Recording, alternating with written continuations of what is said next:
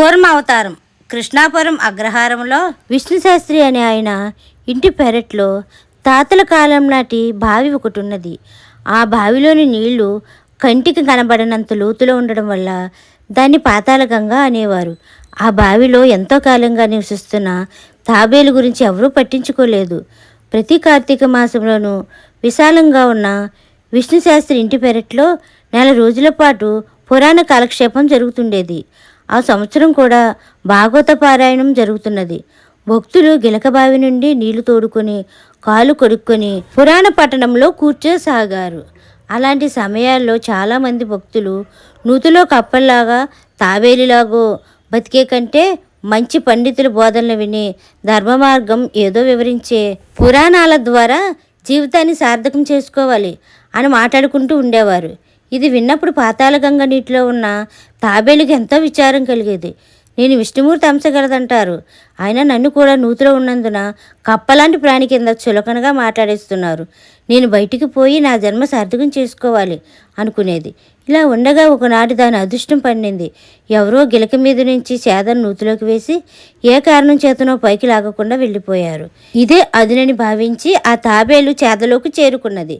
బయట పురాణ పండితులు దశావతారాల ఘట్టం వివరిస్తున్నాడు.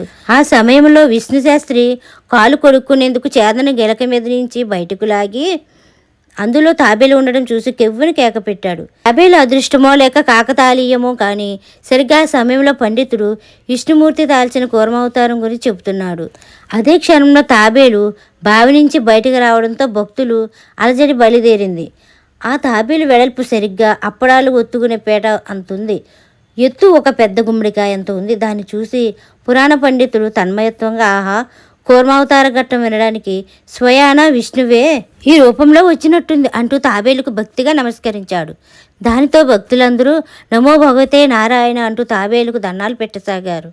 అంతమంది జనాన్ని చూసి భయంతో ముడుచుకుపోయిన తాబేలు వాళ్ళు తనకు దండాలు పెడుతున్నారని తెలుసుకొని నేను విష్ణుమూర్తి అంశగలదానన్న మాట అని గర్వంతో తలను బయటకు తీసింది.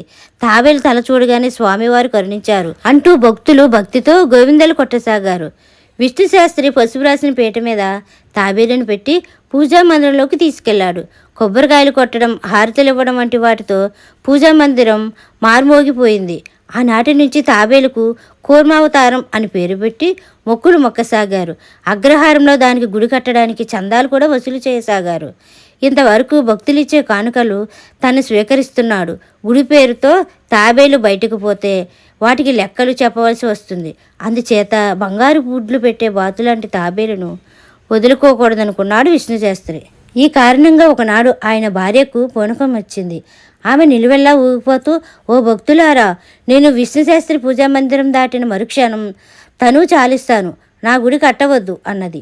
ఆ మాటలు కూర్మావతారం మాటలుగానే భావించి భక్తులు గుడి కట్టే ప్రయత్నాన్ని విరమించారు. విష్ణుశాస్త్రి ఆడిన కపట నాటకం చూసి తాబేలుకు చాలా కోపం వచ్చింది. విష్ణుశాస్త్రి తాబేలుకు దండం పెడుతూ, ఇలాగే కనుక వర్షం కురిపించావంటే నీకు వెండి తొడుగు చేయిస్తాను అన్నాడు. మనుషులలో ఉండే ఎక్కువ తక్కువలు, అండరానితనం, స్వార్థంతో కూడిన మొక్కులు విని వాళ్ళ నిజస్వరూపం తెలుసుకున్న తాబేలుకు నూతిలో జీవితమే బాగుందనిపించింది. మరి కొంతకాలం జరిగేసరికి భక్తులు తాబేలుకు సమర్పించే కానుకలతో విష్ణుశాస్త్రి మరి 4 ఎకరాల పొలం కొన్నాడు. దానితో తాబేలు మీద వచ్చే ఆదాయం విష్ణుశాస్త్రి ఒక్కడే అనుభవించడం చాలామందికి అసూయ కలిగించింది. వాళ్ళు అది ఉమ్మడి సొత్తని వాదించి విష్ణుశాస్త్రిని ఆదాయం లెక్క చూపించమన్నారు. దీనితో విసిగిపోయిన అతడు కూర్మావతారం దాలించిందని నలుగురికి చెప్పవచ్చుననుకుని దాన్ని రహస్యంగా రాత్రివేళ తీసుకుపోయి ఊరి చెరువులో వదిలేశాడు. మరునాటి ఉదయం విష్ణుశాస్త్రి భార్యకు మరొకసారి పూనకం వచ్చింది. ఆమె జుట్టు విరబోసుకుని చిందులు తొక్కుతూ, కూర్మావతారాన్ని మాట్లాడుతున్నాను, అంత శ్రద్ధగా వినండి. నా కారణంగా భక్తుల మధ్య కోపతాపాలు, కలహాలు రావడం దురదృష్టం. అందువల్ల కొంతకాలం పాటు మీ కంటపడకుండా ఉండదలిచాను. మీ కలహాలకు స్వస్తి పలకండి అన్నది. ఈ కథ కనుక మీకు నచ్చినట్లయితే like, share, subscribe to Durgapriya official. Thanks for watching.